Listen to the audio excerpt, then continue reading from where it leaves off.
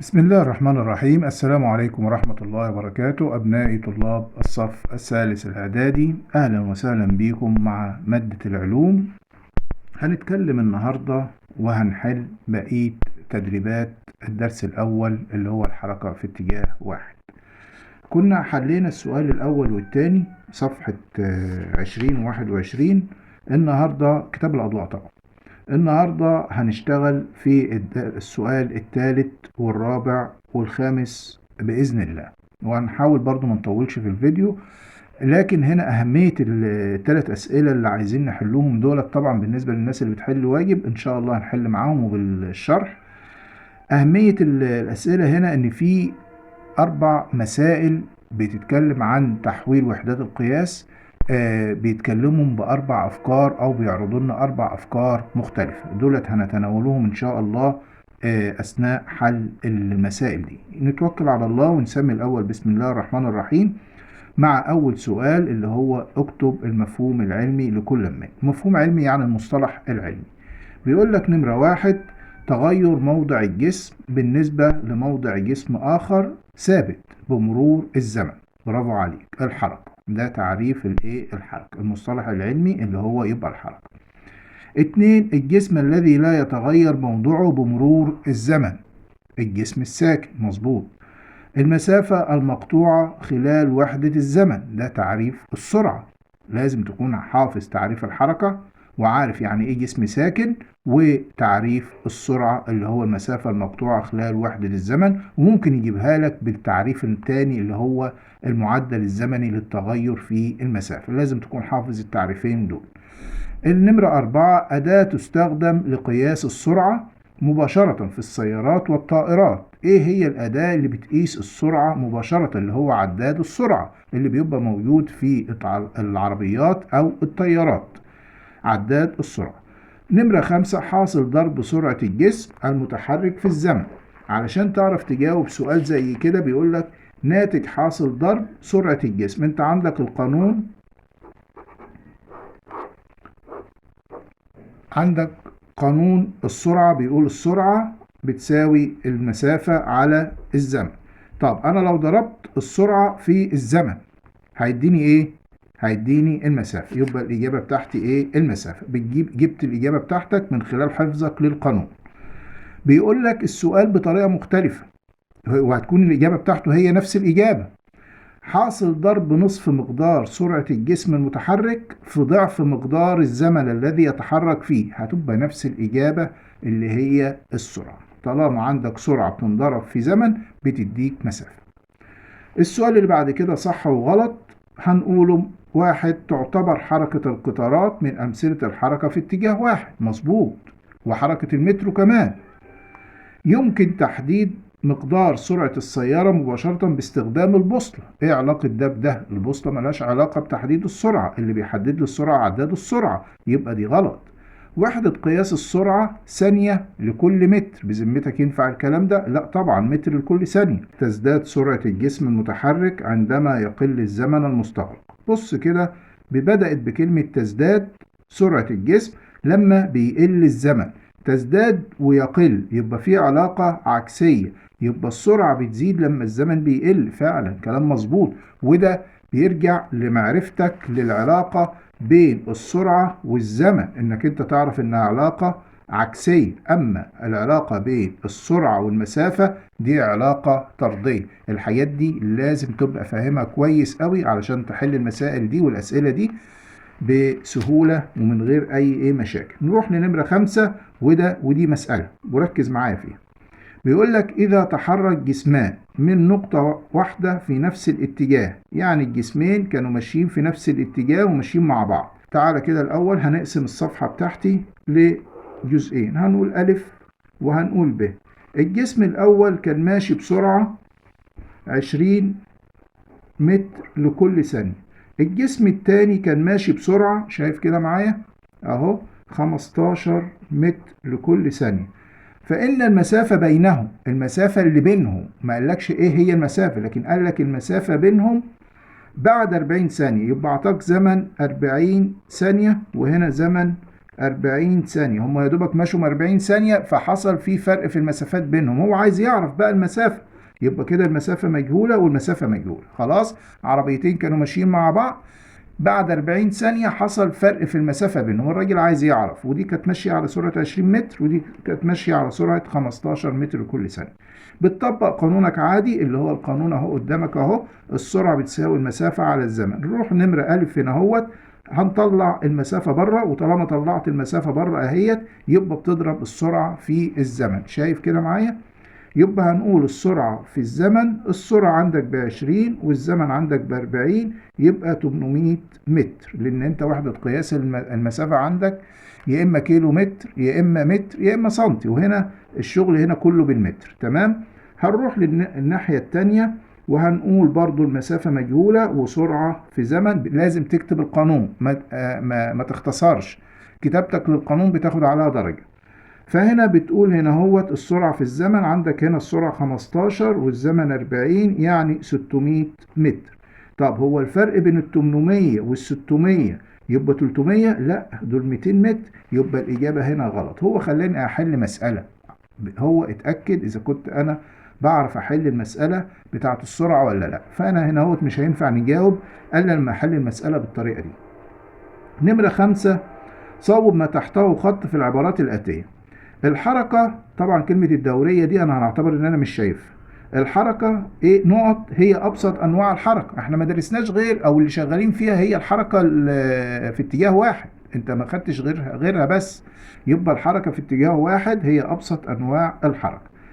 نمرة 2، المسافة المقطوعة خلال وحدة زمن تعرف. ده تعريف ايه؟ بص له كده، بص هنا وارجع بص هنا هوت في نمرة 3، فاكتب المفهوم العلمي.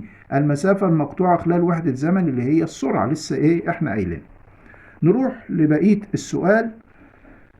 3، يمكن تحديد سرعة السيارة مباشرة باستخدام ايه؟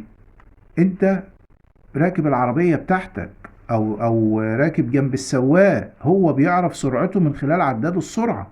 مظبوط ولا لا؟ تمام. يرتبط مفهوم الحركة نقط، انا بقول لك اعتبر انك مش شايف الكلمة اللي تحتها خط دي. يعتبر مفهوم الحركة نقط موضع الجسم بمرور الزمن. يبقى يرتبط مفهوم الحركة بتغير، يعني عمر الجسم هنقول عليه ان هو بيتحرك الا اذا غير موضعه، يبقى بتغير موضع الجسم بمرور الزمن. نمرة 5، عندما يقطع الجسم ضعف المسافة في نفس الزمن، خد بالك المسافة هنا الضعف، بتقل السرعة للربع. تعال نبص للمسألة دي نشوف هنحلوها ازاي، او هنعرفوا نتعاملوا معاها ازاي. بيقول لك هنا هوت انت عندك المسافة، احنا عندنا القانون بتاعنا ف على ز اللي هي السرعة، فبيقول لك ضعف المسافة، يعني المسافة لو كانت بواحد هتبقى الضعف بتاعها باتنين والزمن زي ما هو، صح؟ طب هنا بيقول لك ايه؟ عندما يقطع الجسم ضعف المسافة في نفس الزمن، هل السرعة بتقل؟ هي 2 على الواحد فيها الكام؟ فيها الاتنين، يعني السرعة بتزيد للضعف، لأن أنت عندك علاقة طردية بين المسافة والسرعة، فكلما زادت المسافة كلما زادت السرعة، وهنا المسافة زادت للضعف مع ثبات الزمن، يبقى أنت عندك السرعة هتزداد للضعف. خدت بالك أنا عملتها إزاي؟ انا عملتها بطريقتين، يا اما انا عارف العلاقه بين المسافه والسرعه، يا اما رحت جاي مطبق معوض الكلام اللي هو قاله لي بارقام، وطلعت الناتج بتاعي زي ما انت شايف كده. نمره 7، اذا تحركت سياره بسرعه منتظمه، دي مساله. عندي هنا السيارة متحركة بسرعة 20 متر لكل ثانية، فهذا يعني انها قطعت مسافة. هنا المسافة مجهولة، انا هعتبرها مجهولة لان هو عايز يتأكد مني الكلام اللي هو بيقوله ده صح ولا لا. بس لو رجعت العنوان الدرس بيقول لك صوب ما تحته خط، يعني اكيد غلط، مش ممكن يدالك صح. خلال زمن 4 ثواني، خلال زمن ايه؟ 4 ثواني. طيب طبعا هنقول لك القانون، لازم تاخد بالك من القانون اهو. بنعمل القانون ولو براحتي نعمله مع كل مسألة، المهم علشان ما اغلطش اكتب القانون زي ما انت عايز مرة واثنين وعشرة مع كل مسألة ما تزهقش. عندك هنا السرعة موجودة وعندك الزمن موجود، لكن المسافة هي اللي مش موجودة، يبقى نقول المسافة ف بتساوي السرعة في الزمن. عندي السرعة ب20 والزمن ب4 يبقى 80، ولازم نحط وحدة القياس. ما حطيتش وحدة القياس في درجة بتضيع منك. يبقى أنا عندي هنا هوت مش 200 متر، لا دول 80 متر زي ما انت شايف كده. تمام. وكالعادة الموبايل قطع مننا، وبعد ما عملنا عمليات الإصلاح بتاعتنا رجعنا لكم تاني، ومن هنكمل أو هنعيد تاني حل المسألة رقم 8. المسألة رقم 8 اللي هي في صفحة 23، احنا شغالين طبعا في نفس السؤال. بيقول لك قطار طوله 100 متر يتحرك بسرعة 10 متر لكل ثانية ليعبر نفق طوله 1 كيلو متر، فإن الزمن اللازم لخروج القطار كاملا من النفق يساوي 100 ثانية. طبعا 100 ثانية هنا غلط، لأن هو السؤال نفسه بيقول لك إيه؟ صوب ما تحته إيه؟ خطأ. صوب ما تحته خط. فلو إحنا نحل مسألة زي دي هنحلها إزاي؟ بص معايا. هناخد البيانات أو معطيات المسألة واحدة واحدة، بس تعالى الأول نرسم المسألة علشان نفهمها. أنا عندي نفق بطول كيلو، يعني وليكن كده. وعندي القطر نفسه طوله، النفق ده طوله 1 كيلو. تمام. احنا محتاجين ان القطر يعدي، يعني يبقى اخر عربية للقطر هنا، دي اخر عربية للقطر. تمام. القطر نفسه طوله 100 متر، فانت هنا هوت علشان تحسب المسافة لازم تاخد طول النفق زائد طول القطر. فهنقوله الاول تحويل وحدة قياس المسافة، لان احنا هنا شغالين السرعة، هنا السرعة عندك هنا 20 متر لكل ثانية، فالمسافة رخرة لازم تبقى بالمتر، ما ينفعش تشتغلها بالكيلو. فانت هنا الكيلو ده علشان تحوله الكيلو متر، علشان تحوله المتر هتضرب في 1000. هتضرب في كام؟ في 1000. الواحد تضربه في 1000 علشان يديك 1000 ايه؟ 1000 متر. ومعاك طول المسافة التانية بقى اللي هي طول القطر اللي هو 100، يبقى انت عندك المسافة الكلية 1100 متر. ده اللي تشتغل عليه عشان تطلع المسألة بتاعتك صح. وعندك الزمن بطبيعته اهو بيقول لك 4 ثواني، يعني هو هيعدي النفق كله لآخر عربية في القطر ب4 ثواني. فإذا انت عندك القانون بتاعك اهو بيقول لك السرعة بتساوي المسافة على الزمن. مين المجهول عندي هنا؟ انا ما عنديش مجهول، هو عاطيني هنا بيقول لي المسافة 200 متر. المسافة مش 200 متر، المسافة هتبقى 1200 متر. ما عنديش انا هنا هو مش محتاج اعمل حاجة، هو كان عايز يعرف المسافة بس. بيقول لك هل المسافة هتبقى 200 متر؟ لا، ده انا هقول له المسافة هتبقى 1200 متر. كده نبقى خلصت 5 مسائل، 5 أسئلة من حل تدريبات الحركة في اتجاه واحد اللي هو الخاص بالسرعة. إن شاء الله في الفيديو الجاي نكمل بقية حل المسائل. بس أنت لو عندك أسئلة وبتشغل من كتاب تاني غير كتاب الأضواء، اكتب في التعليقات الأسئلة اللي أنت عايز أشتغل معاك فيها أو المسائل، وإن شاء الله هكمل معاك حل التدريبات، بحيث إنك أنت لو عندك واجب ولا أي حاجة أساعدك في الحل الواجب، وتفهم برضه كل سؤال، تفهم الإجابة بتاعته جات إزاي. وزي ما قلت لك لو عندك أي مسائل أو أي أسئلة في الكتاب التاني اللي هو كتاب الامتحان ابعت، وأنا إن شاء الله أحل لك الواجب معاك. أحل بحيث إنك أنت تبقى فاهم، مش نحلهم نقش، لا هنحلهم ونفهمهم. ما تنساش الاشتراك في القناة ولايك للفيديو، وسلام.